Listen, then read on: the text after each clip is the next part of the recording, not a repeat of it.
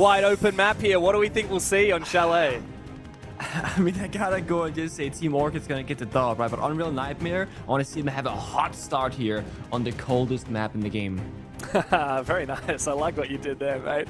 It's time to head to the French Alps for a debut of the new Team ORCHID organization and, of course, the new Unreal Nightmare team making their way, breaking through Tier 2 here to the very top level in the Asia League. It's not do or die, but it's to fight to stay in this upper bracket. Team ORCHID on the defensive side of their map pick. Unreal Nightmare, you've got your work cut out for you. Let's give it a show. So Asami gets removed, and as does the Ying. We've seen a lot of Ying, Asami, and Grim bans in recent history, especially obviously yesterday in APAC North. That seemed to be the theme. We also see a ton of Shields still being played, in case you guys haven't tuned into Pro League recently. Maybe this is your first time watching in a while. Shields are still very much present. Denari, okay, also an operator actually on Chalet that got target banned yesterday in APAC North as well. You can do some pretty cool trickery here in the master bedroom and office bomb site, where you can cover like the piano, the bathroom, and the solar window rappel-ins pretty effectively with like no easy way to deal with those Denari tripwire lasers really. So this is going to mean that the attackers can kind of speed up a little bit and have more entryways, not have to worry about keeping a ton of utility in pocket for those specific areas of the map. Wait, hold up. Rook Doc? Wait, what year Rook is it, man? Doc in Pro League? Wait. Is this a meme? What? Okay, so there's this thing, right? Rook gives you more maximum health. It also has this pretty cool effect that it means that you guaranteed get injured. If you were to get grenaded, literally grenade between your feet, you will always get injured. You will not die outright. That's what Rook Armor gives you. It gives you that guaranteed DBNO state. When you combine Rook with the Dog, it's actually insanely strong for the simple reason that the Dog stim can get more higher value. It will heal more in general because you get more max health. But using 2 operator slots out of 5 just to bring out this combination is something that nobody does ever. Because now you have like no trap operators. They don't have the best guns anymore because yes, the MP5 has lost the ACAR scope like every other non-DMR weapon on defense. So this is spicy.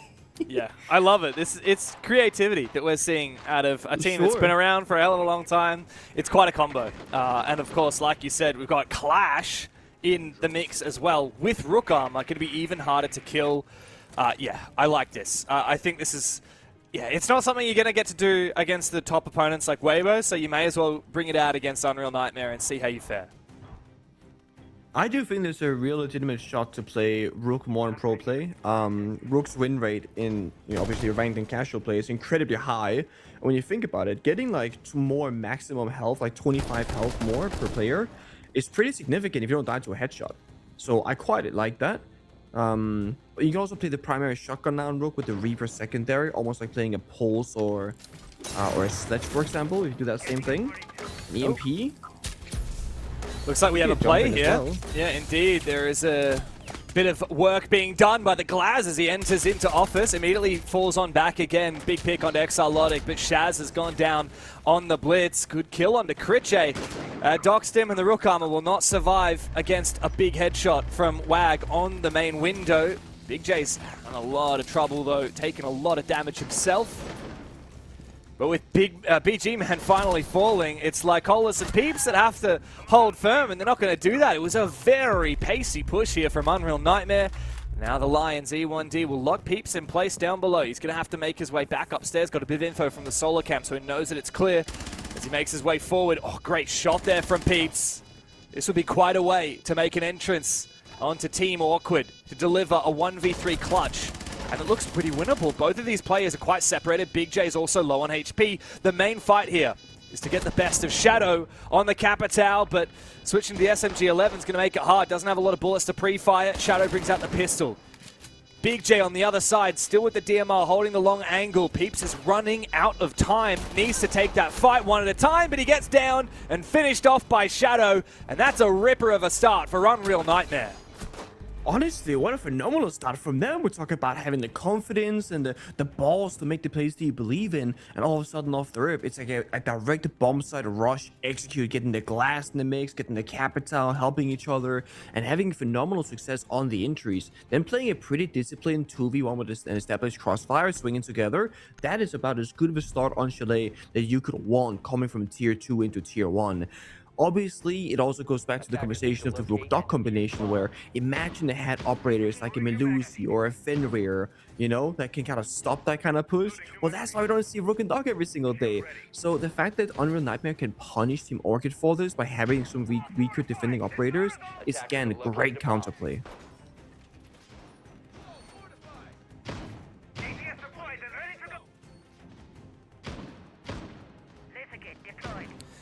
What are the chances we see Rook and Doc again here? Thank you. What do you think? Over under? Slim to none. And that, ladies and gents, is why you don't pick Rook and Doc in Pro League. Literally. It's weird how drastic some things can change. You know, it used to be that people were fighting on who can get to play Jaeger. You know, everybody back in like year 1 to year 4 were like, I want to be the Jaeger player. It wants to be me. I want to get the ACOG. I want to run around the building. And then now it's like, no, please don't put me on Jaeger, man. I can't handle it anymore. No ACOG, bad weapon. Rook and Doc obviously in that same category of nobody wants to play with him. But once upon a time, they were the goats of defense. Yeah. I remember the good old days when Bank, top floor was never taken. And then you started getting players just bring the ACOGs and Rook and Doc every round and just fighting everyone on the windows. I think it was Kanto on your team back in the day that kind of made that infamous. He did something. He got a position named after him on that map. Yeah.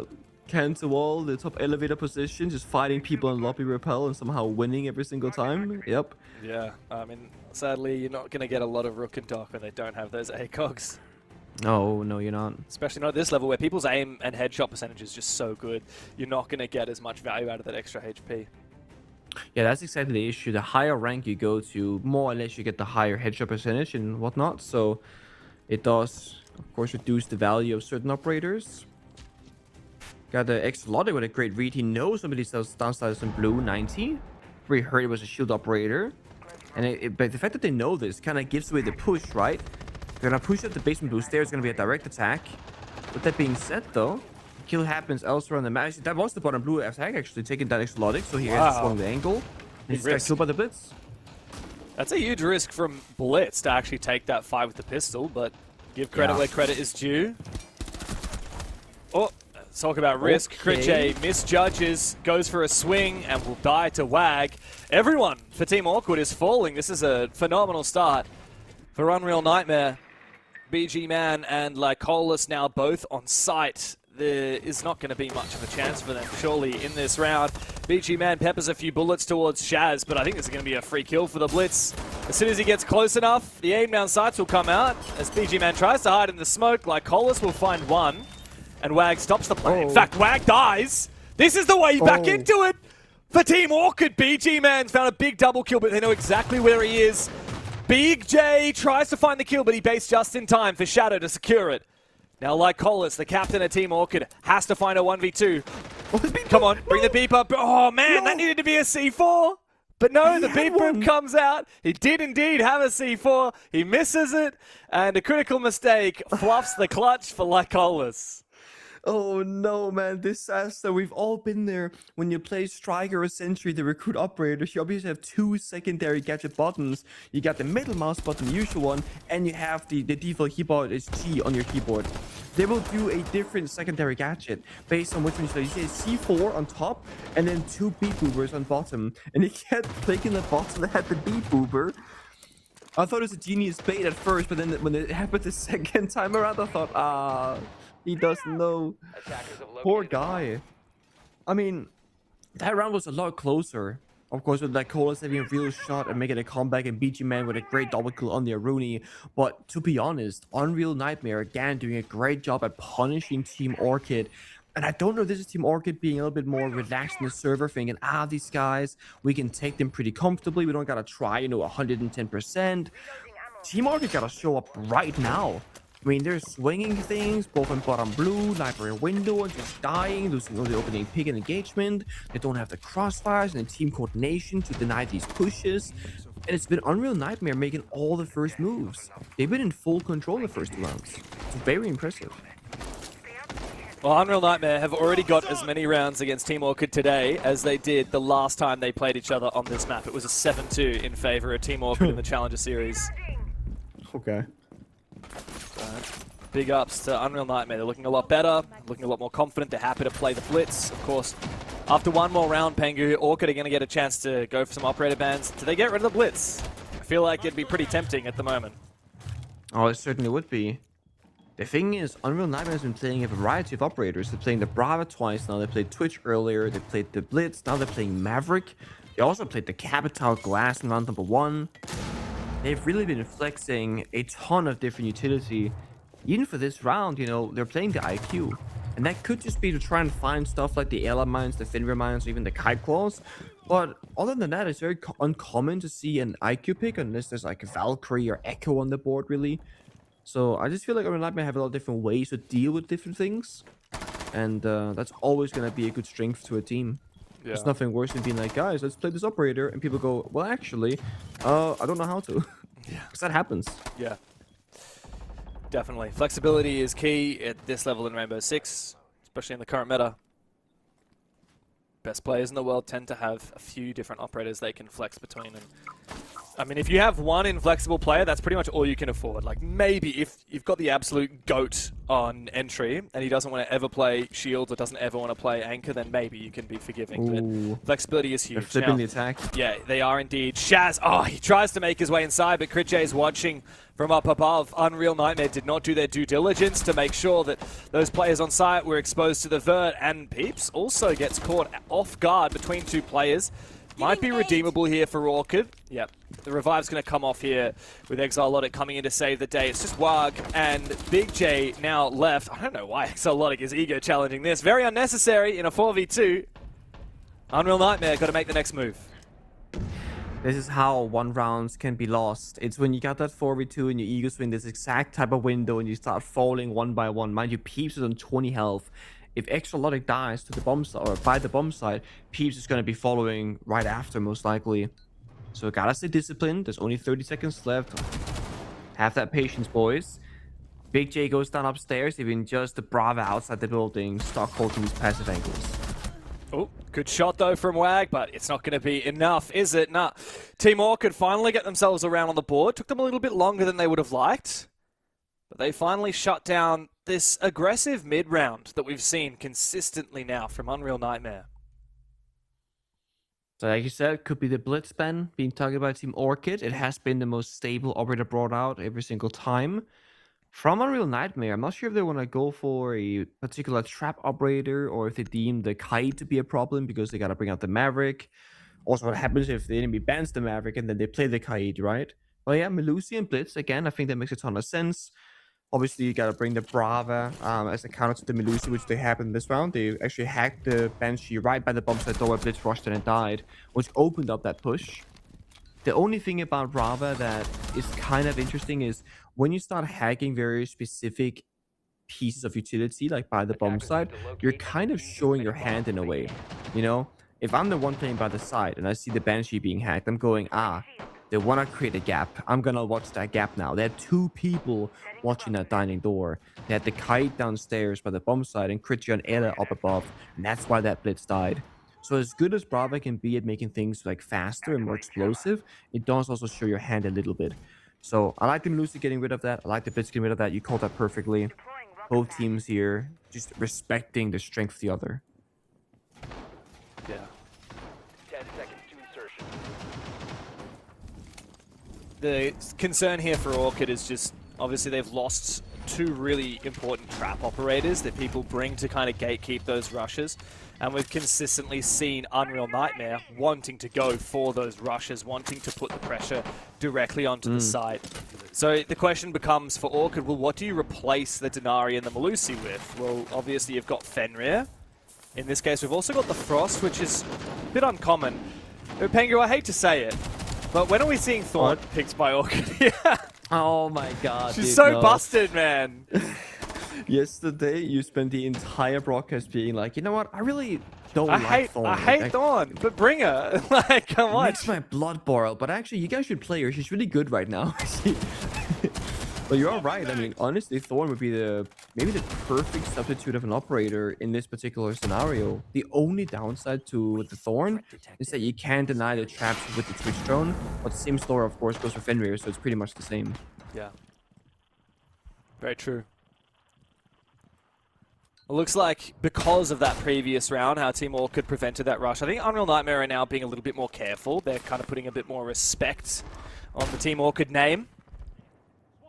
Kaysan wants to try and take control of Big Garage down below, but he's kept at bay. I mean, the thing is, Solid Snake, he's good when you do find someone, but really, he's actually most powerful when you use that gadget to know what's clear and take free map control. As soon as you see someone, then suddenly you have to deal with that. And Unreal Nightmare, again, they're tempted to just kind of push in down below, brute force the issue, but it's hard to do when Orchid are playing this so well. Yeah, again, Monty's biggest counter, guys, right here, Crossfire. One person to his right, one to his left. He cannot walk in the store very comfortably. You also got Team Orchid doubling down the verticality. Mind you, the bomb side is going to be a buff. So going in through dining right now is not going to give you a whole ton of value if you're Unreal Nightmare. But you gotta work with what you got, and that's map control. So I'm just gonna walk in and try and make it work. Reloading! Oh, nice shot, though, for Shadow. This is the concern, though, for Team Orchid. If they find that gap, Unreal Nightmare might be able to make their way in. That was a very unnecessary peek for Peeps. Thankfully for Orchid, they find the kills back again. They shut down that execute on the site. And because there's no more Monty to worry about, Unreal Nightmare can't really just brute force the issue. The rest of this round will come a lot down to gunfights, Nick. Oh, and Kaysan straight into the frost mat. Never question the traps as Unreal Nightmare will fall victim to them. Big J now, the last one left. BG Man puts him down, and we tie the scoreline. Beautiful. I definitely think that there's going to be a little bit more seriousness now from the side of Team Orchid, you know, respecting the different pushes. I mean, yeah, there's still some ego swings happening in the server, but that Monty, they weren't toying around with that dining fight. They were very much playing it disciplined and letting him kind of walk in, then establish the crossfire. So shutting things down initially is very good. Also, the reason why Shadow pushed this aggressively early on is actually because Shaz and the Monty went unextended and was trying to go for a fight. So they were trying to 2v1 the player in dining because they needed to open up that round. One of the worst things that can happen, in my mind, on the attacking side is you want to be like, guys, let's attack dining kitchen and go up the solar stairs. That's going to be our attack. And then you never do it. Like, you get stuck in the hallways, on the windows. It's better to send it and try something a little bit unorthodox, something a little bit crazy and risky, than to stand still and be AFK and just be locked out of the round, because it feels so frustrating in the server. So the fact that Shadow and Shaz would just send it in that dining door and actually get 2 kills and almost make it work was quite good stuff. Then the Frost, of course, being hit by a trophy window and whatnot kind of slows things down again, but at least they tried. They didn't lose to the timer. They didn't lose to getting choked out. Yeah. You can stop worrying about grenades now. I'm trying to remember, cast my mind back to the previous time Team Orchid played this bar defense. Obviously, they lost it. They almost won it based on this like aggressive kind of replay down in sight, but they lost it firstly because they kind of threw upstairs in library, but I never really saw how Unreal Nightmare hard cleared this really impressive setup we have with the ADSs on the Jaeger. Like, that is kind of the pillar of this bomb site, right? Like, you just stack util like crazy, and you look at Orchid, like, they can create a fortress. Like, you're not really breaching that stock wall while you've got the Kaid, unless if you invest a lot of time in util to clear it. You're not really clearing this guy in library or at top library stairs, depending on where the ADSs are, and you've got mirror windows as well. Yeah, that's what I really like about Team Orchid right now. The amount of different problems that they're putting in Unreal Nightmare's face. They say, oh, you have to rush, we'll get this for you, we get the traps, you want to clear the corners, you got the Jaeger, you want to push, you know, the roam clear, we got the mirror windows. And it's going to mean that Unreal Nightmare has to pick so many particular and specific counter operators, or just have like a, we think we can do it all with this kind of setup. That nade almost takes out the player on the attacking side of Kaysan. Trade 1-for-1, a C4 and a gunfight. Lion for a Rooney. I think that's worth it for Team Orchid here. That Lion has been instrumental in the previous rushes for Unreal Nightmare, just locking down those player positions while they gather information or push. And there's just one smoke grenade left for Shadow on the glass, so they don't have that much pushing power.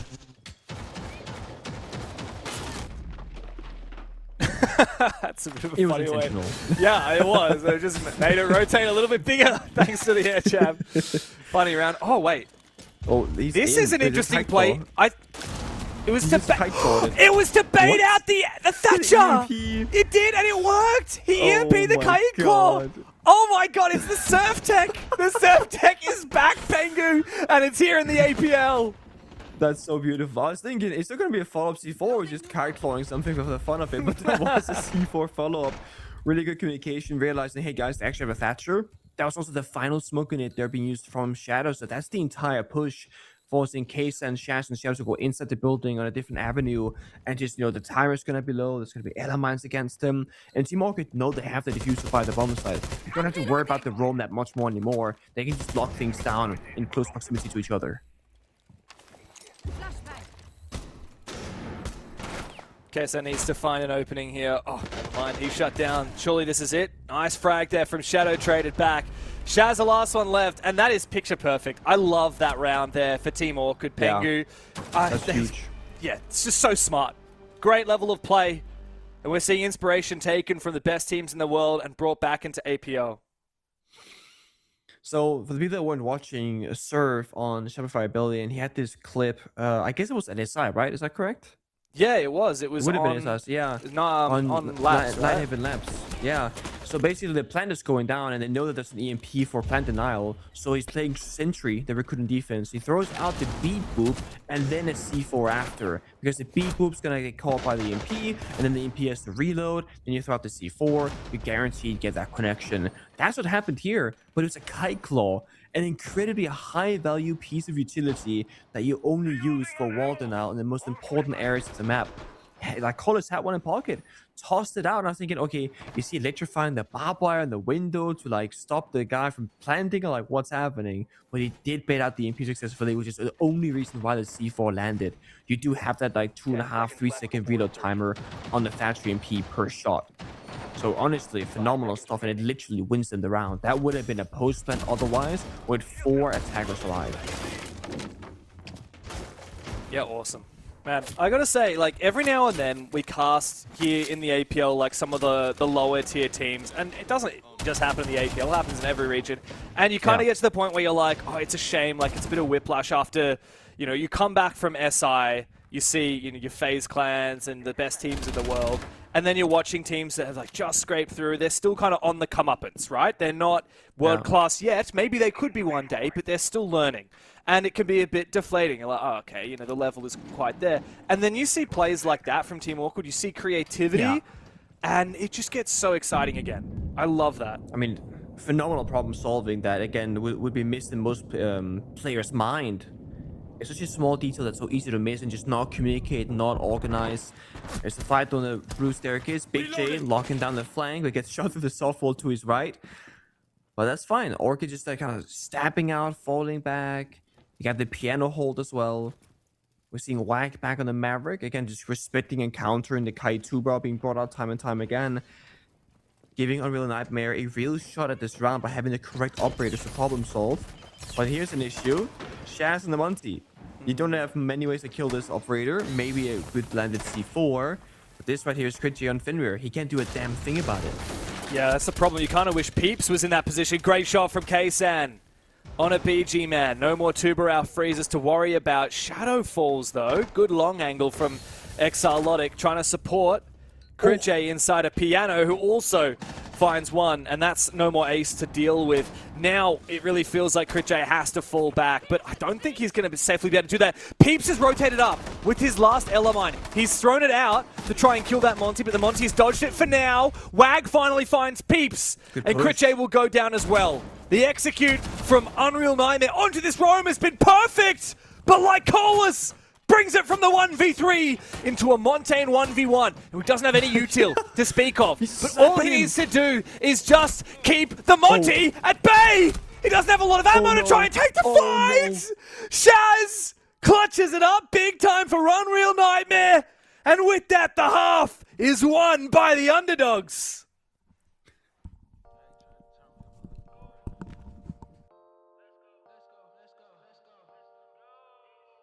Yeah, 10 out of 10, let's wait. I've been going big on the bigs out of state. Do research, check out the back of my plates. I rep so heavy, attack when I take. Still, I'm on that for the long run.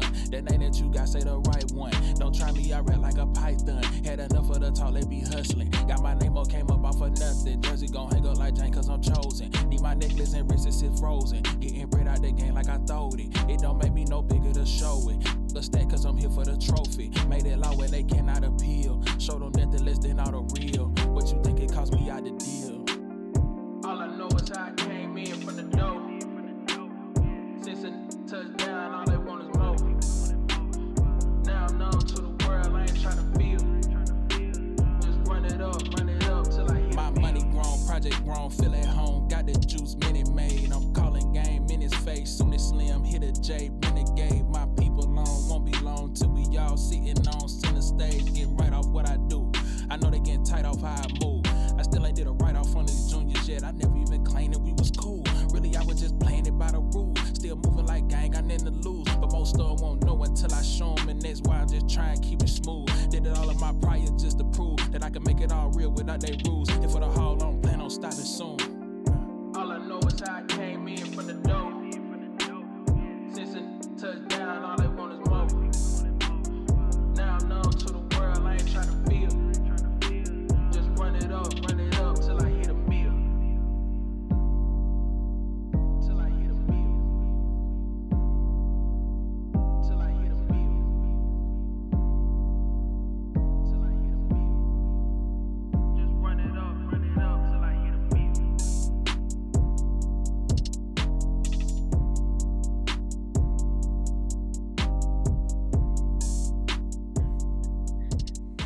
The underdogs are definitely in the driver's seat. They had a strong start and a couple of rounds of adaptation, and then ends up getting another round victory. 3-3 on behalf of Chalet Attacks for Unreal Nightmare.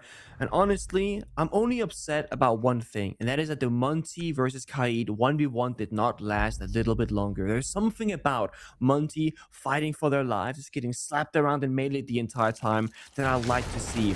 But what happened there is actually when you're meleeing a shield continuously, you need to wait a little bit of time between each melee to keep staggering your enemy. The same thing works for shields when they're bonking people around. This is made so that you don't get stun locked the entire time when able to play the game by just spamming the melee. So this right here, you'll see when the Monty on extends, like Colors is just spamming that melee so quickly, so they don't connect back to back. You see it right there, you hear the shield sound, but the Monty didn't get staggered. You gotta wait just that half second between each melee, essentially.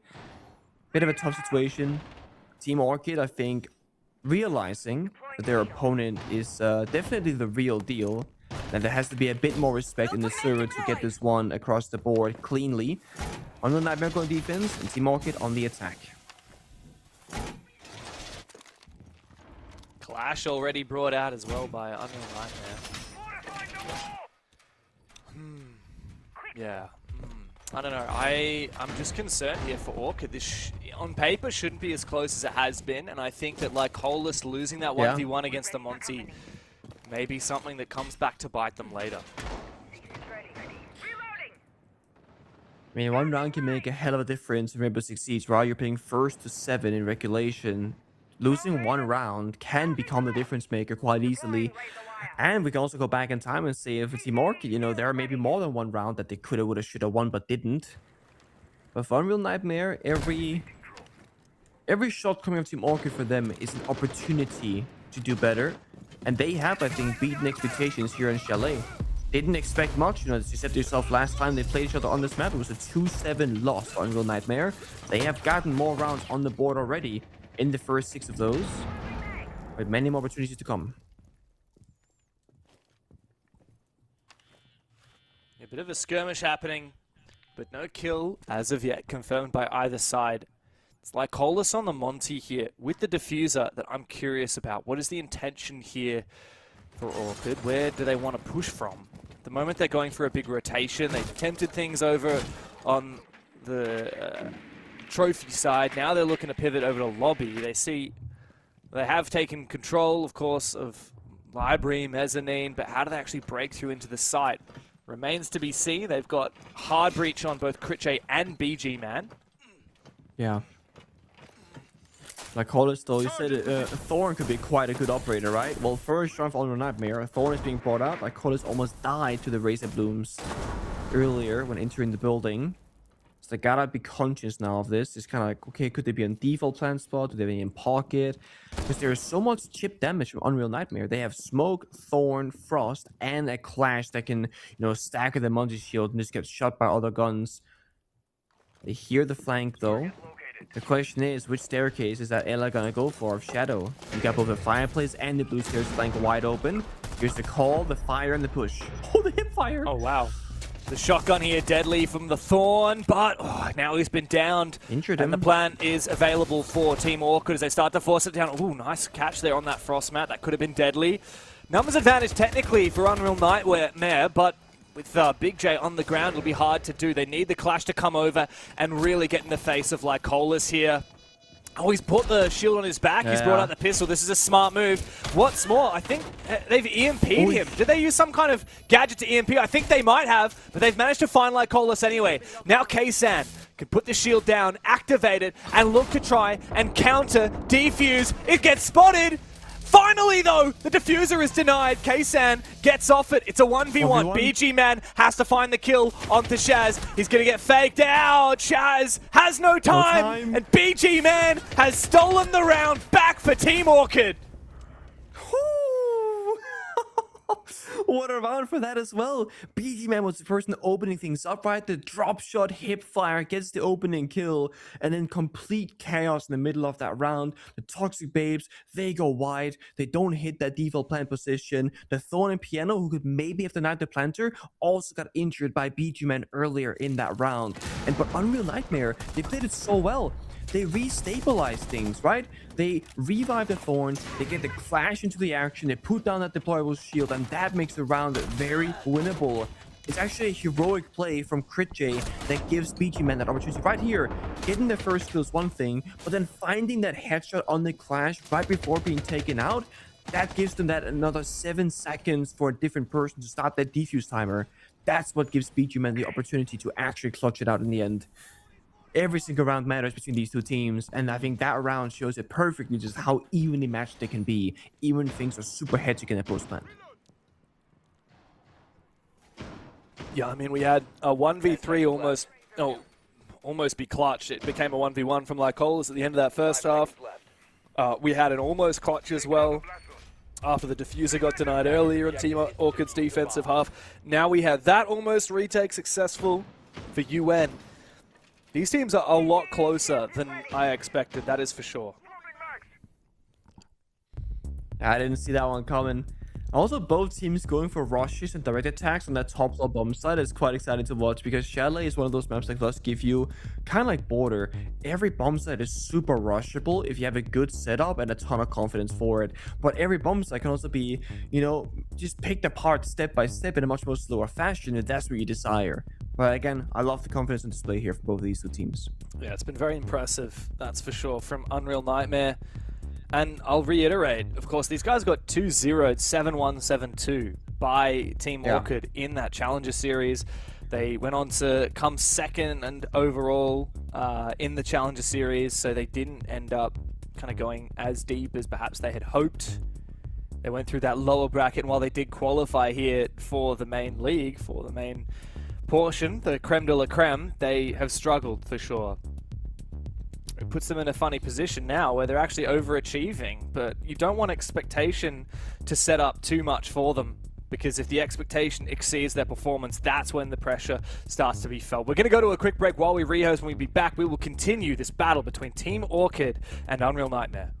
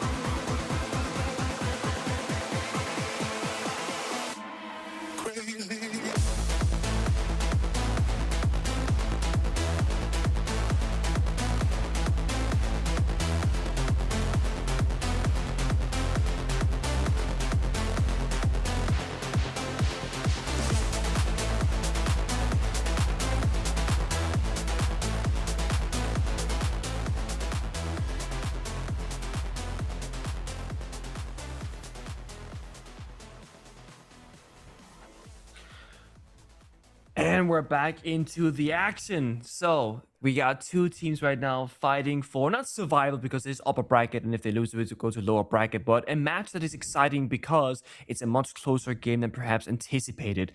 Team ORCHID versus Unreal Nightmare. Last time they played each other, it was a 7-2, 7-1 dominant victory for Team ORCHID. Now, looking at a 4-3, still favoring Team ORCHID, but only by a single round. And that single round was down to a huge clutch from BG Man on their previous attacking round on Master Bedroom. But now Unreal Nightmare will change things up and take us to bar instead. A bomb site with a bit more stability, she can bunker down both by the bomb site and upstairs on mezzanine and top blue stairs. And they will have one operator make a reappearance who's quite vital for that kind of bunkering down. That, of course, is going to be the Clash. Yeah, ORCHID are going to be very thankful for that clutch from last round, but it doesn't get any easier. Like you say, Clash has made an appearance. No. We're seeing a Thorn come out, which is never fun when you're dealing with 100,000 different things coming at you in a round. And the main thing I noticed last round for ORCHID is that they were afforded so much freedom to navigate the map as they saw fit. Yeah, they were. Because at the start of the round, they were trying to enter Trophy, and yet they still kind of got Mezzanine Library for free. Very unusual to see that happen. So yes, Unreal Nightmare, maybe if they contest a bit more of the map, if they make ORCHID work for it, which I think they will, judging from some of the operator picks and Shadow on his big roam with the Boss G on Vigil, it's going to make it much harder. Another day of APL, another day of Boss G Vigil. It was something that we saw a couple of times just in APEC North. And we had some debates whether Boss G is actually a weapon these days or not. We came to the conclusion that it's a bit of a bait. It doesn't one-shot you across get the headshot, of course. It's kind of just like a way inferior regular DMR, but look at this, a crossfire. It's going to be called a Vigil Scanner. Vigil swings, misses that for one bullet, but doesn't take any real damage in the process. But now he's stuck inside a car garage, and they're going to be coming for him. There are 3 people waiting. Yeah. Bro is so dead in that position. Well played there from Team ORCHID to make sure that they hunt him down without finding any deaths themselves. Of course, it's not job done. It's taken a minute 15, and now they can rotate and start clearing the map, which is going to be hard because of this clash, but definitely not going to scoff at the fact that they got an opening pick, and it's been very quick for ORCHID to pivot back into the main attack. There's a huge difference getting 1 kill here on the attacking side. It's one less angle for the defenders to watch, you know, one less crossfire to be established. And with Clash not always having the gun up either, they can actually make it effectively a 5v3 in terms of gunplay. So now we gotta watch Team ORCHID. What do they want to achieve? They're missing a library balcony player right now for that backstab potential. It's quite necessary just to stop these defenders from moving around so much. It's a library box with a good naval do the same thing. A line charge, and do they push through here? They're being gassed out right now by the smoke. 5-play stairs from Lycolis. That gets the first pick. Massive, and the second as well. It's open season in library, and now on the bomb side, Wag is the last one remaining. He's hiding behind the B bomb. They've got some info. They're not even going to bother trying to take out that. He looked at it. Yeah, he saw it. Not even going to bother taking it down because Crit J can rotate over, easily drop down into sight, and find a flawless round. By far the most dominant we've seen so far for Team ORCHID. Oh, that's cool, dude. He looked up at the camera and he recognized, oh, they're watching. And he goes, you know what? Watch this. And runs into us the bomb side. Doesn't even care about the intel being shared. Again, snowball effect. To get the Vigil, really well done there communication-wise, saying, guys, there's a sole roamer downstairs. If we all work really quickly together, we can just cut him off and like literally isolate him. And then I think Shadow's in a tough position because he has 2 options. Either he just goes with a 50-50 swing, which he did, and he died, unlucky, or try and waste as much time as possible by hiding in the car garage, not going for the swing, but forcing them to push in towards his area instead. The issue is, you know, with a 90% chance there, Shadow will just die. There are 3-4 people literally trying to just deal with him. And I don't think anybody from Unreal Nightmare can realistically help him either. You know, they're playing in piano, office, by the bomb site and bar. He was so far off the bomb site. That's the risk by roaming. And it's why it's something that takes a great amount of skill to do at a tier 1 level. One thing is roaming in ranked or casual, where the enemy isn't trying to hunt you down necessarily. Another thing is probably when they realize, guys, this is a free kill, come on, let's go. They will chase you and they will take you down every single time. It's Logobi and they had the Lion.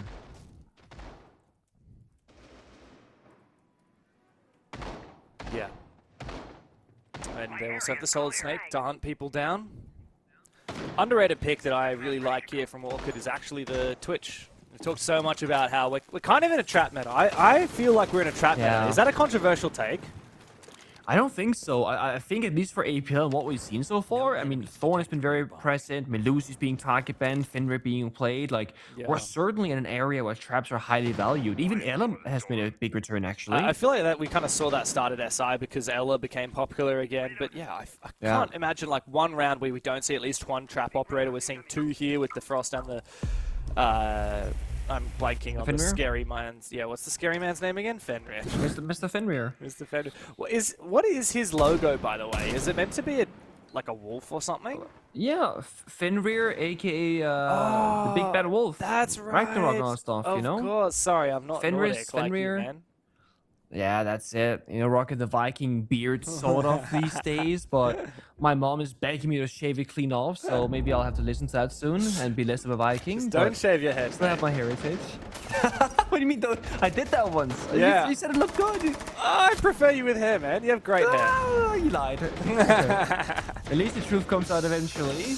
And the same thing happens here, right? Team ORCHID's supposed to be the better team. The truth again showing because they're right now storming the building once more, getting kill after kill. Yeah, and Peeps has got so much confidence after all of that. Big opening frag, now he's going deep for more. Big J has been caught on his retreat down the solar stairs, and Peeps has found another one upstairs. Wow, another flawless round back-to-back for Team ORCHID. This is looking phenomenal.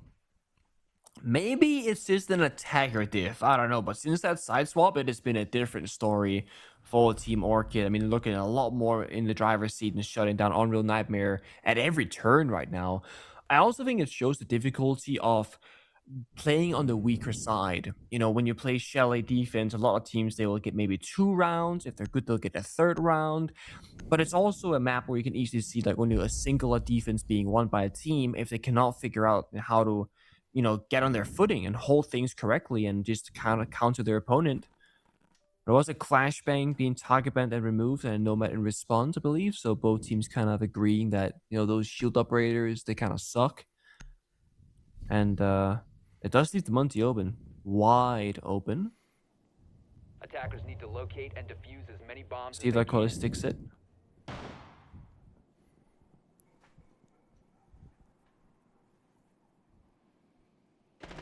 Also, Kason very kindly here has asked if they are able to go for a rehost as he accidentally picked the mirror operator.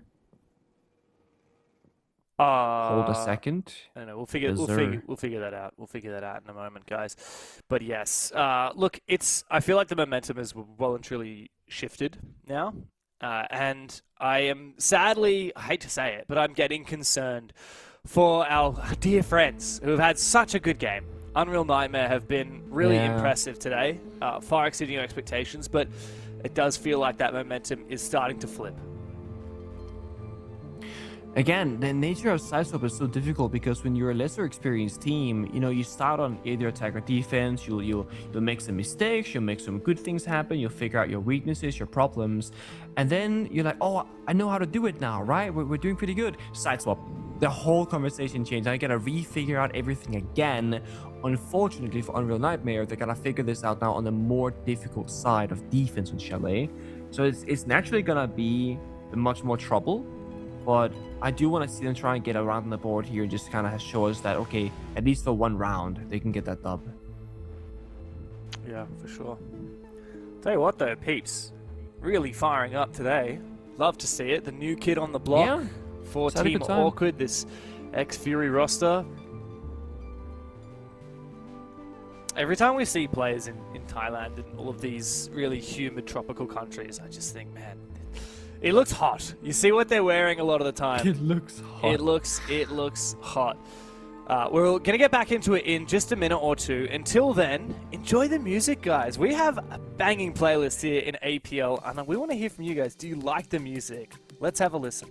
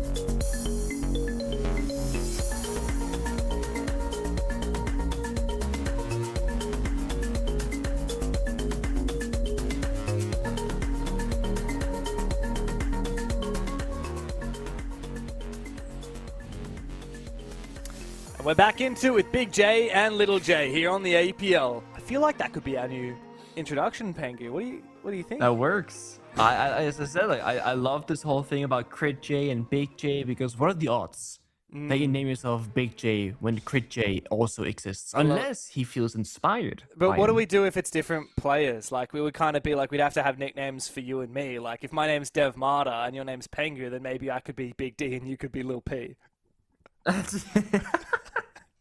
You could do that. I don't know. I mean, I feel like it could work because you're so goddamn tall, but I'm not short. I'm just average. So like, you're just one that stands out, you know. Dude, you're not average in any way, Pengu. Not at all. Well, I mean, I think the hairline's beneath average, so I feel like yeah, I might not hit the average curve, but I'm beneath or above. Oh man, we have fun here. That's one thing I enjoy about working with you, Pengu, is we're not afraid to have a little bit of fun. Man, Big J, his camera is just so intimidating. If anything, I kind of wish that the cameras were like visible to all the players while they're participating. Because obviously, when you're at an event, right, like you can see all of the players that you're versing, like around the venue and stuff. There's that extra personal level.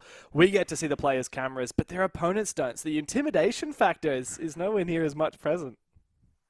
Yeah, I mean, honestly, players kind of, you know, for fun, obviously, taunting each other on LAN. It's one of the small things that we love about or one of the many things we love about the LAN environment. You could bring that online, you know, just have second monitor. Every player can sit there, make faces to each other. Probably extremely distracting, and probably most people wouldn't even bother doing it. But there are those occasional players who would love to get lippy with other people and, I don't know, be a bit of a character. Yeah, they'll have a field day with that one. Yeah, the Ashens of the world. We're going to go to a quick break. It's 6-3 at the moment. Match point for Team ORCHID. We'll be back to... No, never mind. We will not be going to a break. We're continuing. James. Guys, it was... I know April Fool's Day was a couple of days ago, but I'm just trying to pull a prank on your... Lol. Gotcha. Who fell for it? Did you fall for it, I believed it. I was like, all right, here we go. The thing is, right, you say it's an April Fool's, a prank, a lame joke, a tame joke, whatever. But for me, that's just betrayal, because people don't lie to each other, right? Friends don't lie.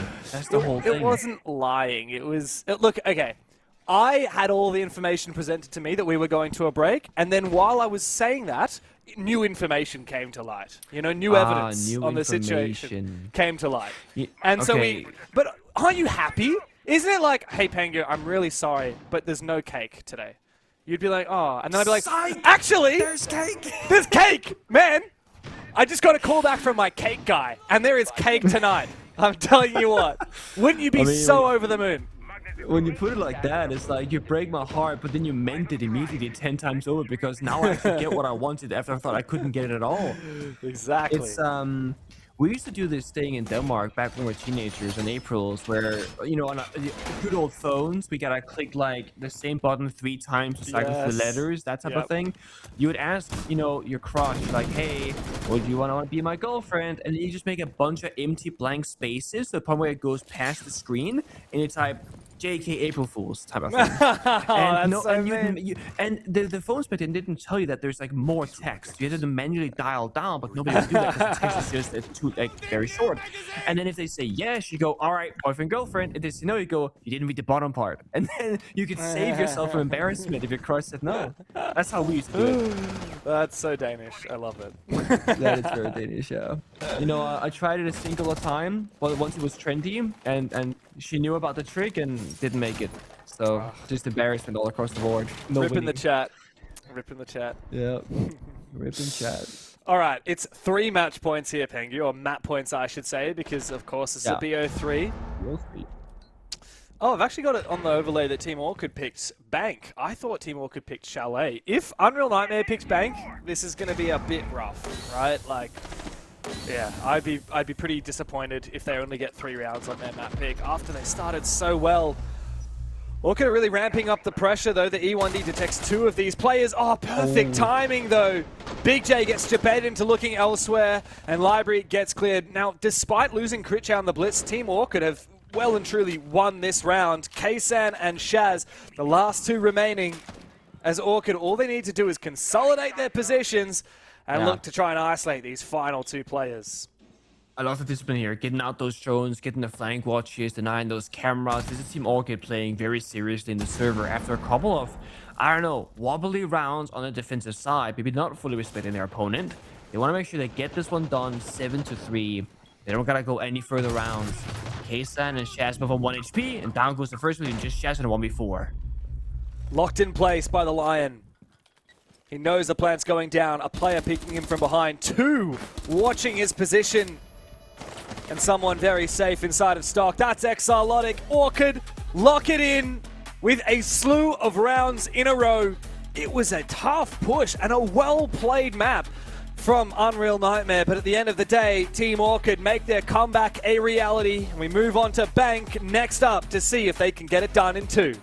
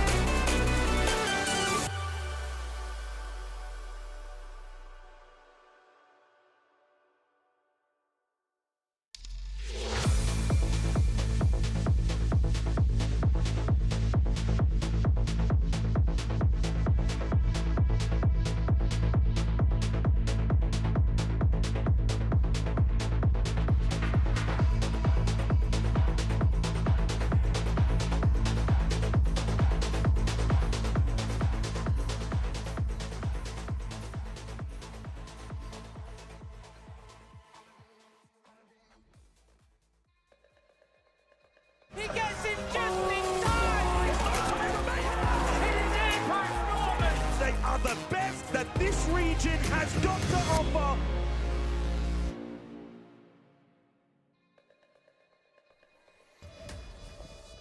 If anything, it's a little bit of a shame that Unreal Nightmare failed to compete in that second half after they looked so good in the first. But there was a real decisive moment, Pengu, and it was that big clutch up from CritJ on that top floor defense. Yeah, I mean, honestly, I think what really got Team ORCHID back into this game after that slow start, there was individual heroics. Right here from the Colas, right? The Kai Claw bait for the EMP, CritJ C4, then Team ORCHID going to their first attacker round a few rounds later, and this BG man punching up in a big 1v3. Those two moments for me define the entire series for Team ORCHID. This is the clutch right here. Prone drop shot, plays the post plant, the clash gets into the mix. It was a chaotic round from the very beginning. But this right here for me was the defining moment. Yeah, and sorry, it was an attack. He was defending the bomb site. And it was actually BG Man, I think, that ended up getting that clutch right at the end of it in that post plant. Great round from Team ORCHID, and from then on in, it was just a done deal, wasn't it? There was no reply at all from Unreal Nightmare. But of course, now we move on to the second map. It is Bank, and Team ORCHID, all they have to do is 7 rounds here, and hit upper bracket semi-final is theirs. But Unreal Nightmare, they don't want to go down into that lower bracket. They want to keep their second life for as long as possible, and to take down Team ORCHID here would be a huge achievement for UN. So let's see what happens as we dig into Bank.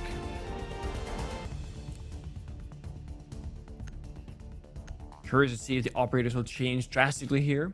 Unreal Nightmare, if you guys didn't see them on Chalet, played a ton of different attackers and a fair bit of defenders as well. We had a bit of focus on the trap operators and the shield operators, most notably. And Mira was also target banned on Chalet later on after being played initially. She will get banned off the rip right here. Not going to be allowed in the action. Now, Mira is a fun operator. I've seen a couple of tweets about the operator, about suggested reworks. I think you, James, commented on Kudos' post yesterday or this day, also about that topic. And the Discord was just kind of like, yeah, Mira's pick rate and how bannable she is, and she's overpowered and needs to get nerfed and whatnot. And I find Mira to be a very interesting operator in terms of balance, because on one side, Mira is quite weak. Almost never played on some maps and almost never played in some ranks. Yeah. On the other side, one of the most banned operators in the game and played every single round on some maps. I think in different elos and whatnot. Yeah, look, I think in ranked, people just, like, let's be real, people don't like to think that much before the game actually starts. And in ranked, obviously, first you have a map veto, and most people don't even think that... They think during the map? Sometimes, if you're lucky. Yes, but in the map veto, in ranked, often people are just like, new map, I don't know what, I'm going to ban it, right? And then I just play Oregon 60 times in a season. I'm like, dude, this isn't even in comp anymore. It's the stalest map ever. Why is everyone banning Fortress? People ban Lair in OS. It triggers me. People don't want to play Lair. People don't want to play Labs. People don't want to play Fortress. It's like, come on, let's play some good maps, right? So yeah, the not thinking, the laziness, it starts in the map veto and then it continues into the op veto, and I get it. People don't want to have to think, oh, you know, I'm going to ban this operator so I can play this operator. I'm going to ban Brava so I can play Maestro. People don't think like that. In ranked most of the time. They just want to click a button, and then everyone else is like, oh, this one's got one vote, I'm going to click on it too. And that's why Mira gets banned so much. True. In the comp setting, though, it's different. There are certain maps where Mira is so good, and Bank Basement, and Top Floor, to be fair, is one of them. Also, in comp play, we see Mira being used as more just like a Mira window operator to like get lines of sight and maybe take a gunfight. But you can impact trick, you know, stuff like the heart breaches. You can of course use it to counter certain operators, whatever. So there's like a lot of variety in usage. It's also just had nice having a good C4 and a high fire rate vector weapon, to be fair.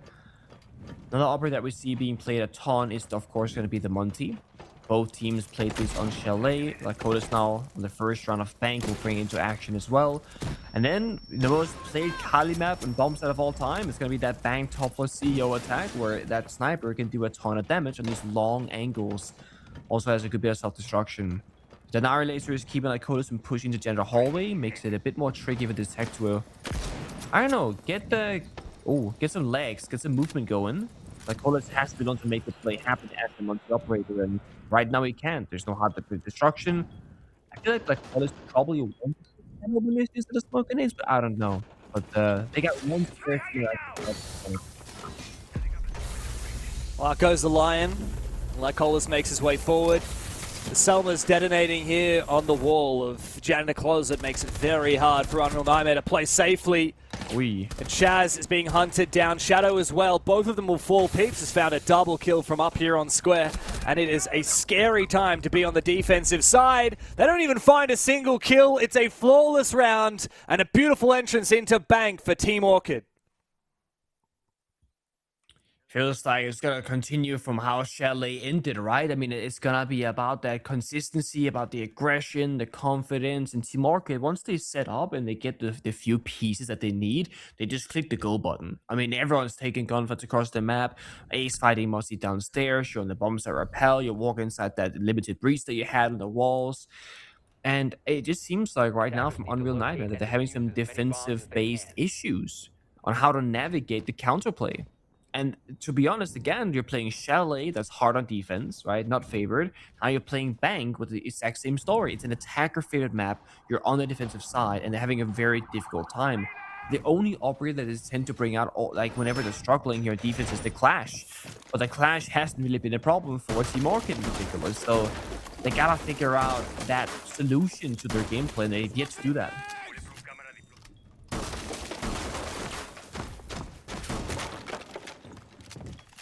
Well, if top floor is your first go-to, then that makes me a little bit scared about basement, because top floor, as we were talking about yesterday, is not the best bomb site.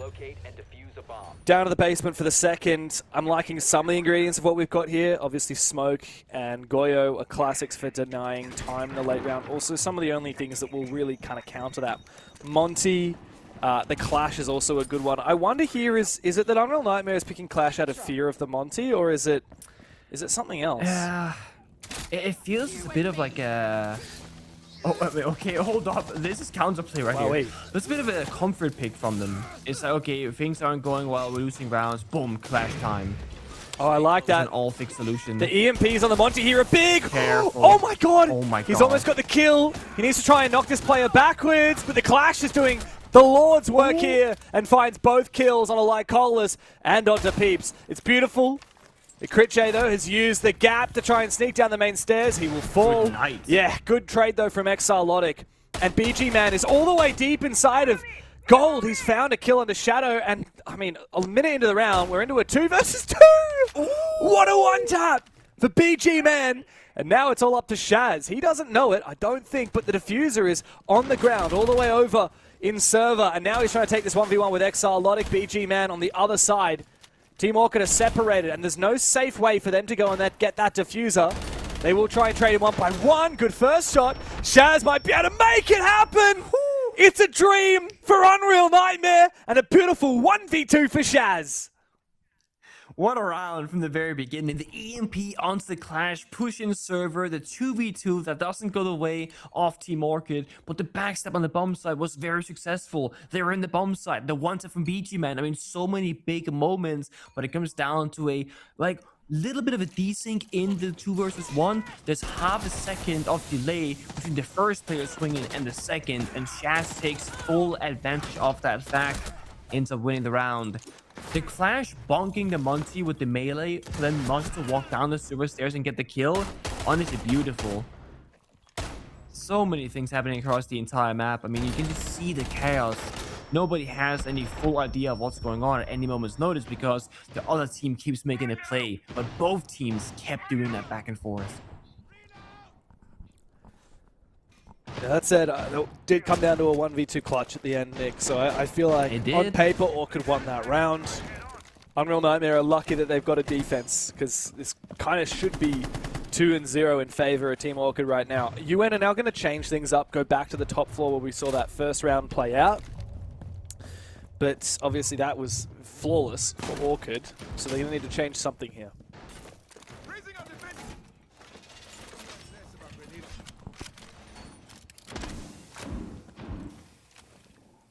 Not sure about the Mossy.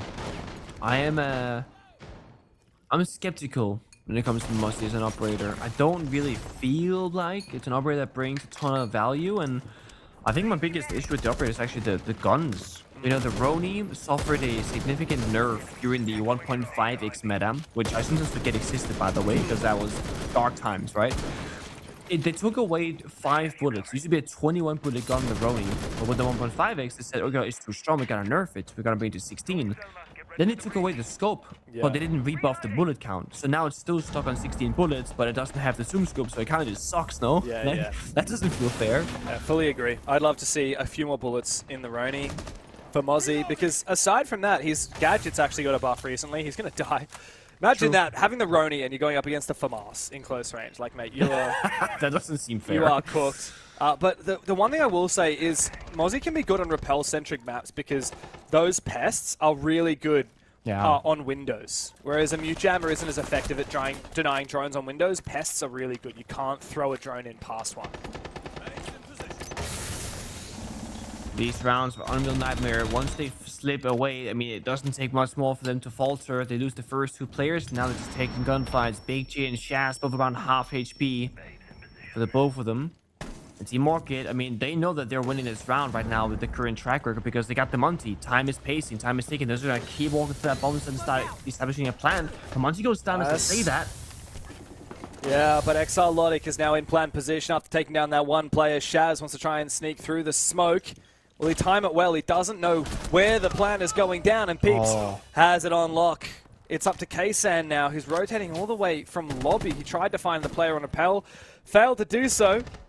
And the Reora from Critjay has been huge in this round to lock up a lot of the bomb site, creating essentially a castle barricade for the attacking side to lock these defenders away from being able to deny that plant. This 1v4 is, unfortunately, just unwinnable here for Kaysan. It's going to be a second round on the board for Unreal Nightmare, for Team ORCHID as they finally convert the last kill and look absolutely schmick on bank. I mean, they keep applying that pressure, looking good. I mean, that basement attack could have really been anybody's round as well. Yes, it was Unreal Nightmare that got it up in the end, but it just goes to show that Team ORCHID right now, they're not taking their foot off the gas. They want these rounds to end fast and quickly, and it's all a matter of just getting that opening pick.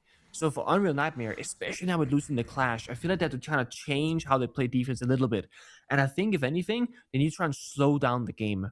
And there's kind of 2 main ways of doing that. They can slow down the game in the literal sense of playing, time denial operators, the Goyo, the Shange, the Smoke, etc., like they were playing the Clash and just burn down the clock. But that's not really what I want to see from them, actually. I want to see them actually take a little bit less gunfights early in the round. Mozzie died to Solid Snake in open area previously in the last one, then they lost a player somewhere else off screen. Now they're playing 3v5 in the first 30 seconds. When you're playing bank defense and you get into a 3v5, the round statistically, it's so over. You need a huge clutch or your opponent to make some mistakes along the way to have a realistic comeback chance. Yeah.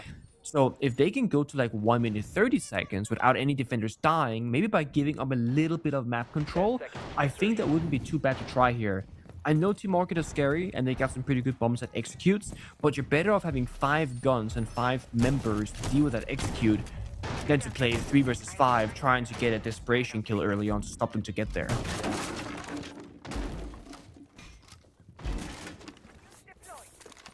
Yeah, I don't disagree. Well, for this next round coming up, Team ORCHID bringing something a little different again, now that we've changed bomb sites down to open area and staff room, and it's the Blitz. Helped out by Peeps here. Oh, Peeps got to be careful because there is a player in the hallway. He's trying to nade to try and clear that deployable shields. Lycolis is the first one, and the shield actually does manage to survive that grenade. I think it's Shaz all the way up in the hallway there that's continuing to contest. Yeah. This is good. But the second the shield is lost, I think you just gotta fall on back and sacrifice the position because overstaying now would definitely be a bit of a gamble. Yeah, it looks like they just completely committed instead to going to archives. Lycolis does find one. That's goodbye to the Malusi. Oh, almost finds a second one. Kaysan finally gets the better of him. But man, just look at the way Team ORCHID do not stop putting Unreal Nightmare under the pump. For the first time, though, it seems like ORCHID might be able to get it back again as they even the numbers. Exarlotic still putting a lot of pressure on this top floor. He might be able to use a Rotero to flush out the position. He's already used one to clear that deployable shield. Shaz, with a great gun in his hand, is tempted to take this fight, but he's just being patient. Team ORCHID right now trying to figure out how to go for a Planetin, right? The Blitz did die, so they can't escort in the diffuser safely, just in that kitchen double door. Instead, they gotta maybe work the angles for getting another kill. We know there are 2 people on the vert right now. Shaz in the general hallway, Smoke here in the vert. Looks wrong with the wrong time. So Peeps get the case now for free, and then those 2 people are above. That could be the time for push the bomb site, but Shaz does get that 1 kill above. Plant going down. It'll need to be a retake. Good reposition, though, from Peeps. I think that was the right call. He was exposed. He knew that his teammate had died above, and as a result, he probably lost control of Bod Square. It's a bit of a standoff now. Peeps wants to go for a plant, but he's just waited. Oh, BG Man is all the way on the roof. Skylight. Wow, Peeps is alone on the bomb site, which allows Shadow to go for that kill, because as soon as BG Man gets a frag, UN realize, well, you're telling me that Peeps is alone on the bomb site? We're going to 2v1 him any day of the week. 30 seconds now. BG Man has to clutch up. Oh my god, just click one tap. Oh. BG Man finds the kill. 1v1. Shadow on the bomb site. As he looks to hold down the fort with the UNP, finds the angle. And a tie of the scoreline now for UN as they finally get themselves back on the scoreboard. Right now, the round where it's just like, what is going on, right? The 2v2, we're seeing player on the roof, BG Man locking down the flank, and honestly, not a bad positioning if you thought both the last 2 people were flanking you top floor, because I think what happened for him is Shaz got a kill in Janitor Hallway, and Smoke was making a rotate in the CEO wall to flank Skylight. He was afraid of getting 2v1, so he went onto the roof to safely hold it from the Skylight, but then Peeps, of course, in the mid-time, walked in towards the side itself. And then the issue is Smoke drops on the Janitor hatch. There was Shadow playing really smart, by the way. Big praise to Shadow. He wasn't playing in the site looking for a fight. He was playing in the main stairs hallway, surrendering the entirety of the bomb site, letting the 2 people flanking do the job first, because they know if the one guy playing the bomb site dies, the plant will go down. As long as Shadow is just kind of lingering beneath, he can always stop it and go for a sacrificial play if need be. So I think that's the real saving grace and the real hero of that previous round victory was Shadow. Just simply, again, staying alive brings so much value in that moment. Yeah. Of course, as the pop-up reminds us, this tournament is all about qualifying for the Salt Lake City Major, Pengu, and let's be real, True. Team ORCHID are kind of in conversation for that here in Asia, because unlike the other 2 sub-regions in APAC North and Oceania, the Asia sub-region of APL gets 2 spots through to Salt Lake City. Obviously, one of those we pretty much take for granted is going to be Weibo. It would be a pretty huge upset if it's not. The second one, who is it going to be? Is it going to be Soul's Heart? Is it going to be Team ORCHID? I'd say those are the next 2 teams probably in conversation. Maybe Daystar. Yeah. But of course, Daystar already lost their first game. So it really depends how much stake you put in the results from last year.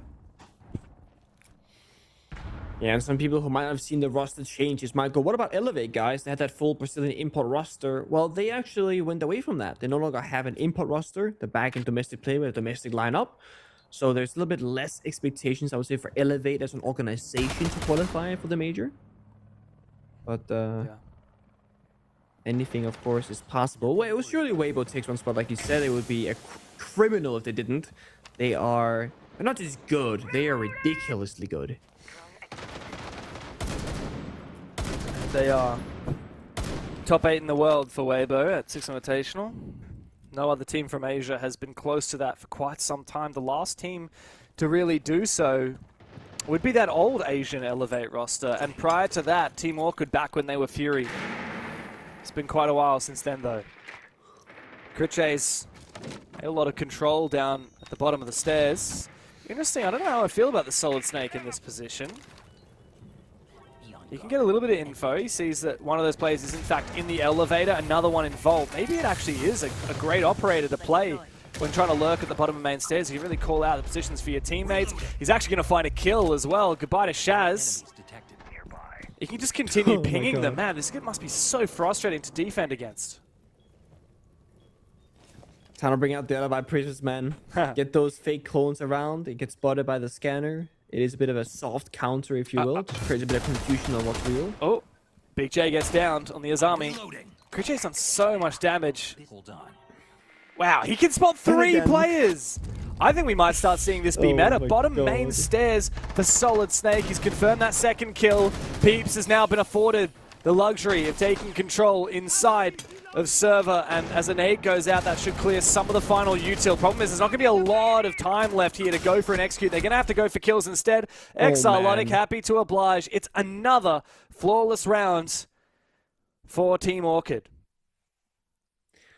I mean, again, it's a beautiful execute. Again, they're not really getting countered anywhere on the map in that particular round, right? Crit J finds, as you said, 2 people, then 3 people, then 3 people on the scanner, and he gets a kill, and he gets an injure. Like, they have so much information with the Blitz and the Solid Snake combination. They knew where 4 of the 5 defenders were pretty much at all times in that round.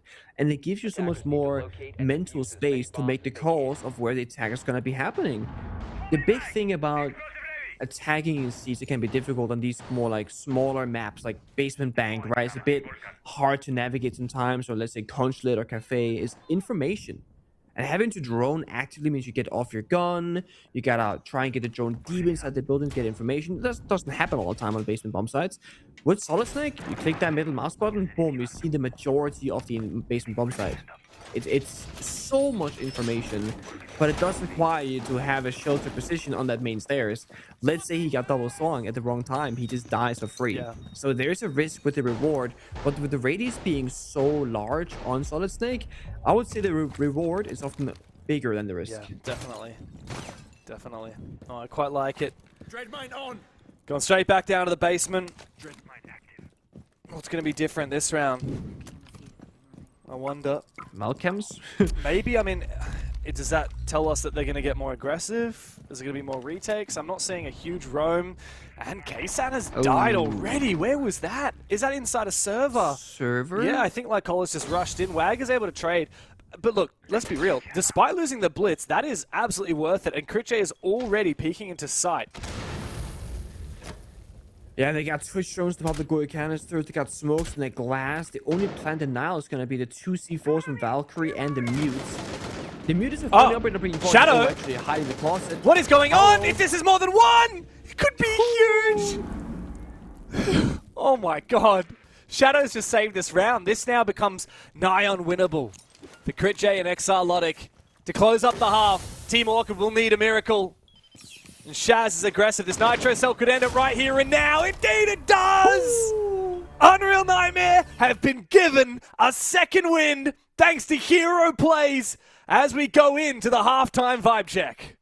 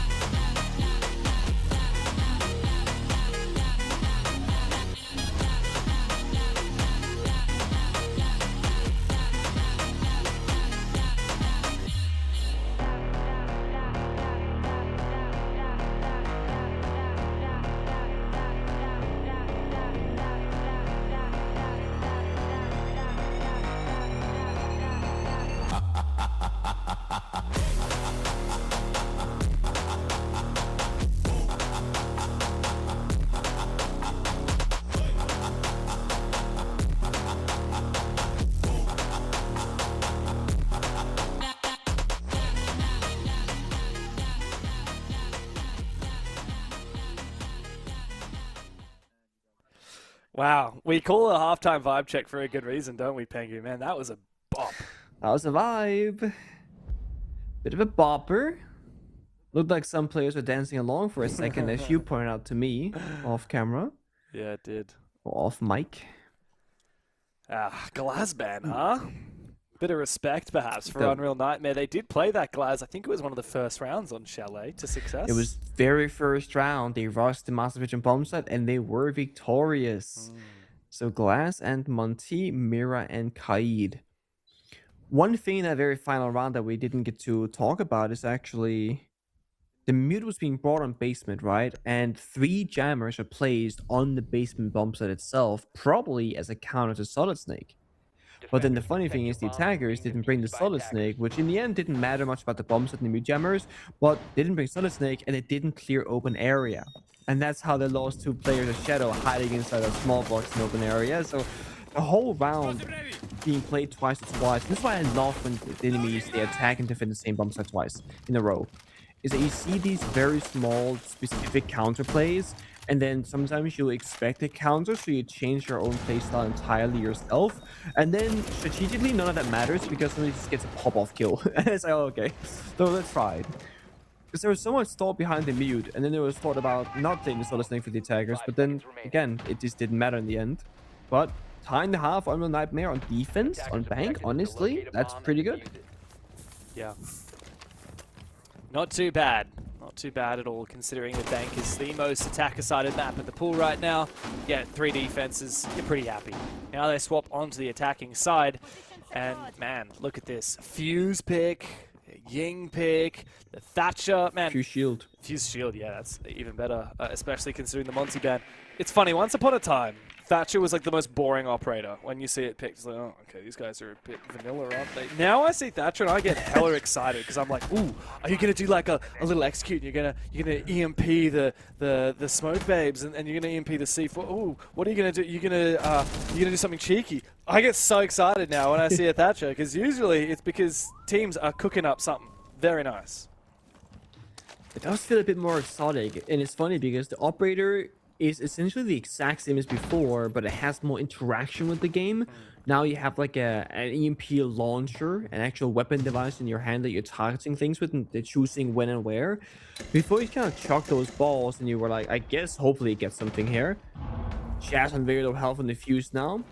Still outside the building in back alley, so taking damage on the entry, on the exterior of the map. But that Fuse having only 1 point of health, that means he needs to be careful. One take up Toxic Babe, an impact grenade, just a straight bullet in his toes, and he might just be injured. It throws the Demos tracker. Wow. Doesn't matter though because they just lock him down. Second kill for Big J. Big double from inside of Tellers. And now Team Awkward are forced into aggression to try and form some kind of a response. I thought Peeps might have had it for a brief moment, but he goes down. Critche looks for something. Exalotic elsewhere finds his from the bottom of main stairs. Orchid have been completely decapitated. It's Critche up against the world and he's tracked by the Deimos of Kaysan. 1v3. Poor guy. The Deimos tracker in a 3v1 is just insanely absurd. Like you have full information, they got the DMR, it's on the main stairs, they shut him down. That entire round can be summarized by wow, wall bangs, wow, kills, really good aggression and confidence there being shown from Unreal Nightmare. I mean, they're quick to the punch, and that's after Fuse taking a ton of damage early in the round. Everyone else but the shield and steps up instead and does the entry work.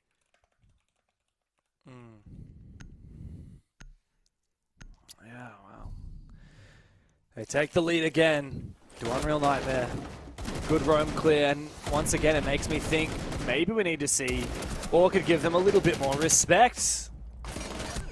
Don't always just fight them on that roam. Sometimes you have to play an extra level of smart instead of just trying to fight for everything. That basement defensive bomb site is one where you really don't need to fight everything. You might want to go for a little bit of a roam, but typically you're not expecting to get any kills on that roam. Usually it's a waste time and fall off type of bomb site. If anything, this top floor you really can't afford to just fall off. You need to win in your positions. So, credit to Unreal Nightmare. They're looking pretty good. The start of their attack half. It does still feel a bit like Team ORCHID are almost testing Unreal Nightmare about like, oh, how good are you guys? Can you problem solve this? And they do that extensive Roman bank basement where most teams would very slowly and steadily maybe make a bit of progress and eventually roam clear and eventually they'll just be 5v5 by the bomb side with low time. But instead, Unreal Nightmare, they bring firepower, right? They just bring good weapons and the demos, and they just get an ability to take the fights immediately. And despite Team ORCHID bringing out stuff like 2 Brow for the demos counter and whatnot, they still falter. Now we're gonna see a very different approach. You're gonna be on window repels, and you're gonna do soft utility, clear the castle barricades, the utility, etc. Team ORCHID right now, they just can't give them these easy gunfights because this is a bomb site where unless you're a 2-brow DMR or a Rooney DMR who's been played right now, you're not gonna have the advantage. Long range of fights, a lot of ACOGs in the attacks. You kind of just want to, as you say, stay in your corners and play your positions and let the attackers get into an unfavorable fight position. So Team ORCHID, it's a lot about just staying alive. Ow. Oh, nice shot though from Critche. Despite being called, despite being tracked by the Lion as well, he still commits to the gunfights, but there's been a lot of pressure from Unreal Nightmare as well as they finally get their first kill, but Exalotic trading it back means that this is pretty much, sadly, the end of the line for Shaz and Big J. Big J tries to sneak in through lobby. Just around the corner is Lycolis in Tellers. This call will surely reveal his position. He hears him. Lycolis has a feeling, but Big J catches him on the retreat. 2v3, perhaps winnable, but no, not with Shaz going down like that, unfortunately. Comes just down to Big J against 3 for Team ORCHID. And he's got no more Dokkaebi calls left. He's walking into a crossfire. 3 players surround him at the moment. How does he isolate these fights? It's not going to be an easy task. Yeah, he has no idea that Exalotic is standing inside of the office, and that's going to be a quick end to the round and a tie of the scoreline. Critche, the madman, just wide swinging gen rotate, but I mean, if you're playing that Warden, you can't get flashed, you can't get smoked, you are the pillar of that entire defensive round. And honestly, against Team ORCHID, I think a lot of these rounds just comes down to open and kill. When they get that initial pick and they get numbers advantage, they can really disrupt Unreal Nightmare's crossfires and teamwork, and that gives them the leg up. But when they fall early, it seems like the only solution is to keep swinging and keep playing aggressive, and a good round can then turn really bad very quickly. Bit of a fighting around the entire building, outside, inside, upstairs, downstairs. Both teams just happy to match each other.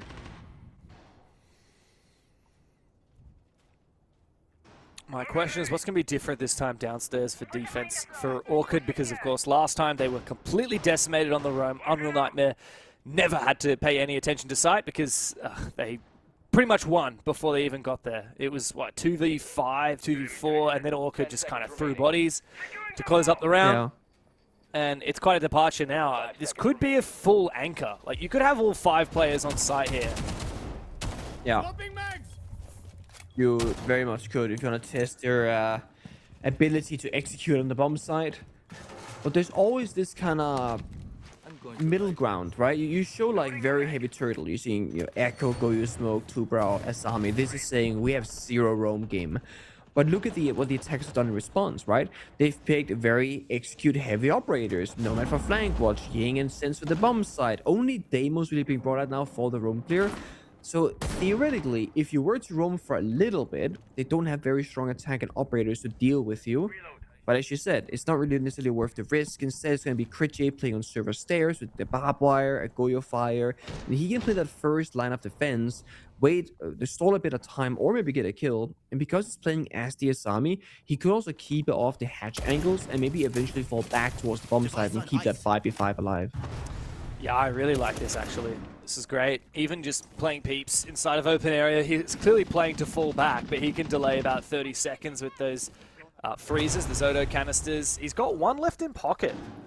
So perhaps he's going to use that later in the round to try and protect the A-bomb site hatch. Bait the EMP? I don't know. Maybe.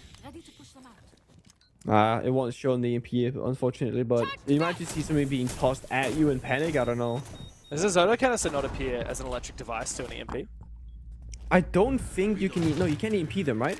Because otherwise you would just EMP the 2-brow and you do 1 EMP and then. But maybe you can EMP it before it detonates, like while it's in the air. Because of course the Zodo canister doesn't detonate until it hits something.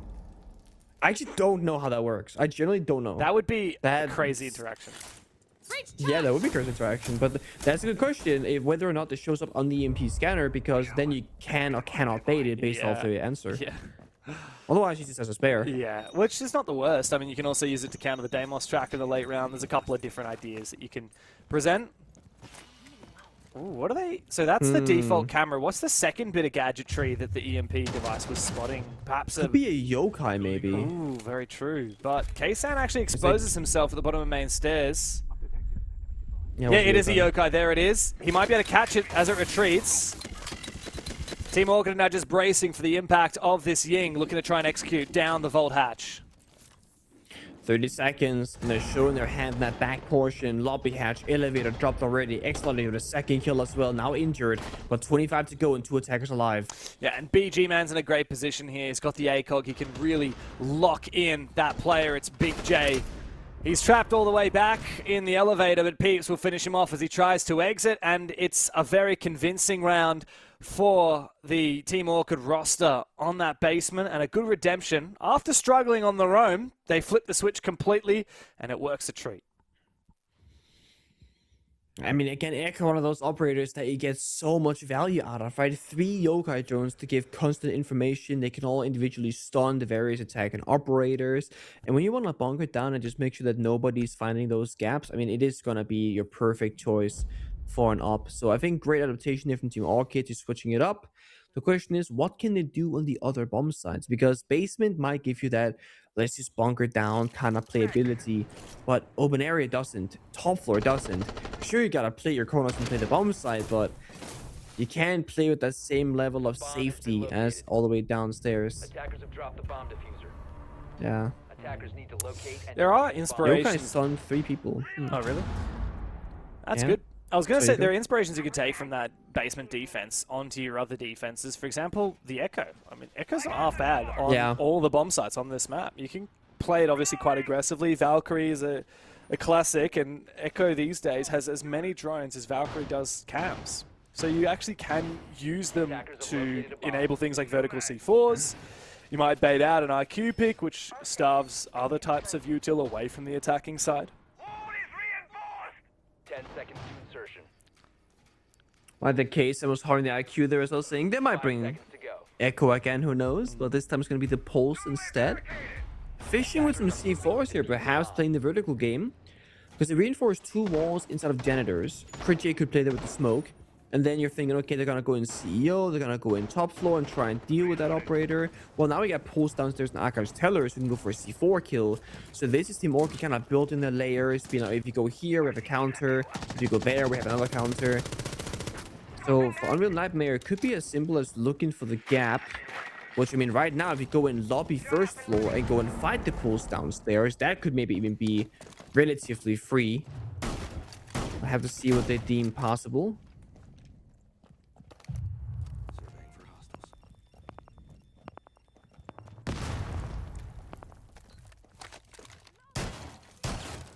BG Man, is he prepping for a C4 to be tossed out through the floorboards onto the window? Or into airlock itself, maybe if he hears someone rappel inside?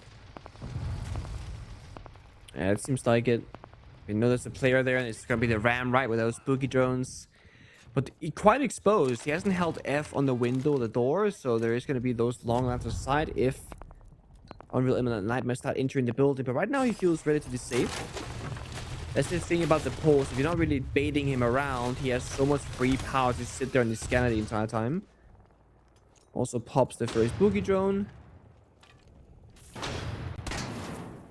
He's really just biding his time to try and find a gap for a C4. He's missed that the Blitz is actually already inside.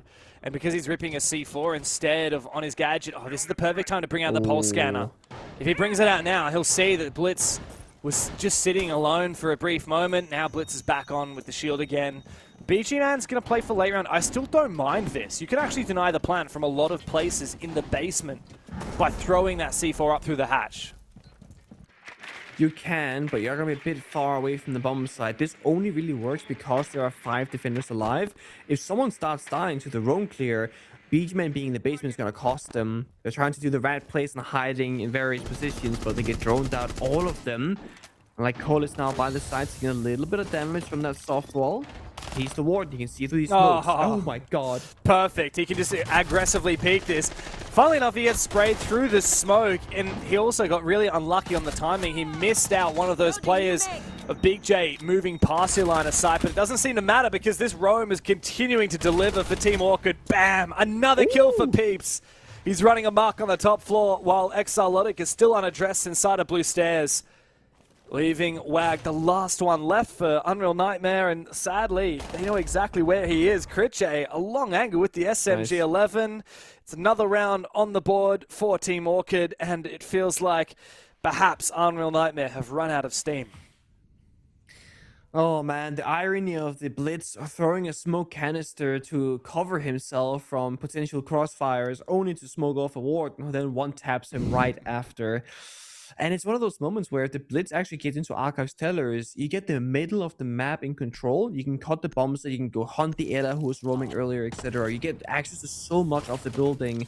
So that one gunfight right here, that one kill, it denies so much lethality from Unreal Nightmare. And then, as you said, the roam was just very much alive. They're flanking top fall, they're flanking bottom fall, the pulse scanners in the basement. Like, they have so much information again. And I think, again, when Unreal Nightmare can't get that opening pick and get the initial map control that they desire, they kind of get stuck. Like, they didn't really progress a ton in that round because they couldn't find that opening kill or opening area of the map.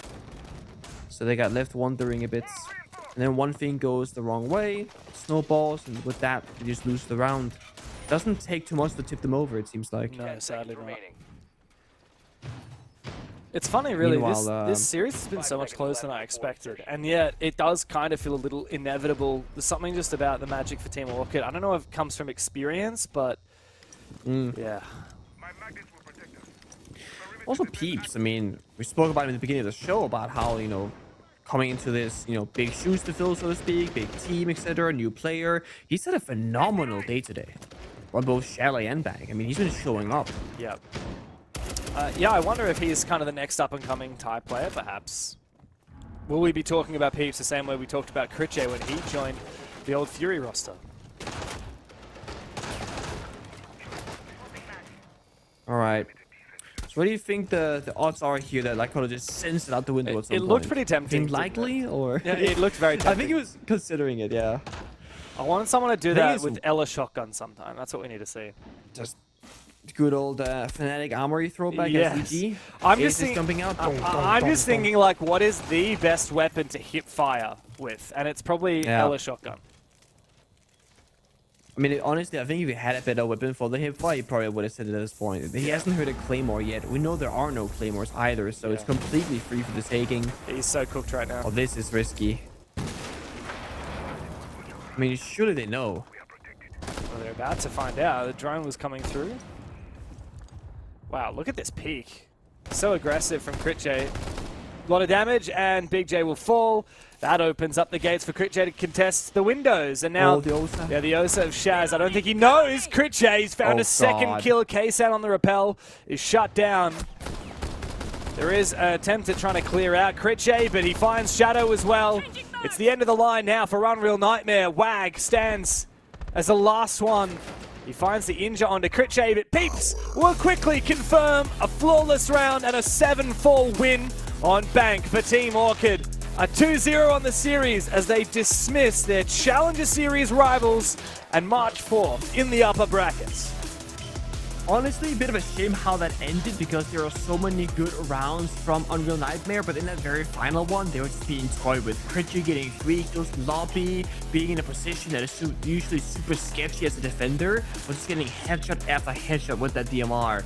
That does not show really the skill level of Unreal Nightmare at all, so shame of an ending. Yeah, that's exactly right. Across the series, 20 kills for Exile Logic, 18 for BG and Peeps. Critche, 16 kills. Lycolis 14, so it's actually very tight amongst the entirety of this Team ORCHID roster. To be honest, BG man getting 18 kills kind of snuck up on me. I really didn't notice that while the game was happening. I mean, he's just finding a lot of value. I think especially on Chalet, he got like a couple of multi-kill rounds that really his score went from like average to a very much above average. Yeah. And then I think just doing a good job at like locking down the flanks while not getting like at least 1 kill a round essentially. Yeah. Also, just looking at the opening kills in general, Unreal Nightmare only got 6 opening kills across 21 rounds played. So that's a 6 for Unreal Nightmare, 15 for Team ORCHID, which really goes to show how much the early game was also dominated by Team ORCHID. I think this will go down as a match that is not too disappointing for Unreal Nightmare, considering how close the start of Chalet was, but overall the result is kind of what we expected. The question for me remains, are Team ORCHID looking good enough to compete for that second spot to the Salt Lake City Major, or even to compete with Weibo? I'm not convinced as of yet. Not convinced yet. I also am curious whether they showed 110% today, or because they had played them earlier and beaten them, 7-1, 7-2, they thought, you know what, this is going to be an easy matchup for us. We don't have to go super hard for this one. We can reserve for energy for the later games. This could just be the roster not working at max capacity. Yeah, it could well be the case. We might, if we're lucky, get an interview with one of these players. I have so many fond memories of talking to Lycolis in the past. He has been such a sweetheart, but a lot of these players also have been unafraid of getting in front of the cameras. If you've been watching APAC for a while, you'll remember these guys. Like, even from international events before you were working on APAC, Pengu. I mean, you remember when you first heard about Fury representing APAC at these international events? They had some huge upset wins. I think it was Atlanta, where they actually went pretty damn deep and almost eliminated Darkseer. I think it went to the 3rd map, and it was whoever won that 3rd map would qualify for playoffs. Whoever lost it would be eliminated. And yeah, DZ only just knocked out that roster that Critche, BG Man, and Lycolis played on. Thankfully, we do get to speak to the man himself. Lycolis, coming in for an interview. Get in here, mate, and congratulations on your first win of the season, and congratulations on your new organization, Team ORCHID. How are you feeling after that win? Good. I believe like today, Unreal Nightmare really like did a good job on prepping for against us. So yeah, we kind of struggling a bit, but when we refocus and got our ground, we just play like what we like chill, you know, what we like expected to do. Yeah. Okay. Would you say that Unreal Nightmare impressed you guys, surprised you today? When you played them last time, it was a very one-sided matchup. Today was a little bit closer. Did they improve a lot since the previous time, would you say? Yeah. The last time I played against them, why the 3 guys of my team are doing gunfight, me and Exotic just like doing tic-tac-toe on the wall, man. For today, I literally cannot do that anymore. I just have to focus to the game. I would say on the attack side, they really like prep a strategy for every round for today. Yeah, compared to the Challenger series that they play default, no, they not do that anymore.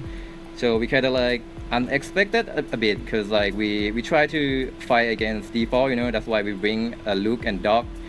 I believe that with like a little bit of the new buff, that it can it work if you just want the gunfight, you know. But well, we can't win against like a setup like that. Yeah, no, we made the same point, saying, you know, Rook and Dog can be really effective if you have like a normal round, but against like the Glass, the Ying, the Rushes, it's not gonna do much for you. Yeah, Lycolis, I wanted to ask you a little bit about, obviously, your roster finally, for the very first time in what feels like forever, left Fury, your organization that you represented for such a long time. Of course, most of your players left. 1 or 2 players actually stayed with that new Fury roster. You guys then went orgless. You had to play through the Challenger Series just to compete here. Obviously, you topped that Challenger Series. You're through now. There are 2 spots up for grabs here in APL. How do you feel like your journey has been as a team, having to claw your way back up, being a Challenger Series team? I would say the Challenger Series for this year is the most like easiest so far, I believe, because like the new China League is open, and a lot of players from like Taiwan and Hong Kong also like get imported to the China League. So like a lot of the good like player also missing a lot in Challenger, so it wasn't that hard. But I would say that the only thing I think it was great for this season for for one time in my life is like the bracket in the kickoff. I never in my life had a chance to be in the like easier bracket than the guy above us. I would say that. Yeah, compared to like the above, like below is like a lot more easier. Yep. Yeah, totally. I see what you're saying. But of course, eventually you will have to play those teams in the other half of the bracket. Yeah. You know, Daystar, Fury, Weibo, and Soul's Heart. Obviously, Weibo are looking like the best team in Asia right now, but there are 2 spots up for grabs at the major. Who do you think are going to be the scariest opponents? Who do you think are your rivals to try and qualify for Salt Lake? I think for this season, if we fail to beat Weibo in the upper bracket, it's probably going to be so hard. I believe Daystar is our rival as well, but with the roster shuffle, I think they're probably not going to be as good as the last time in the SI.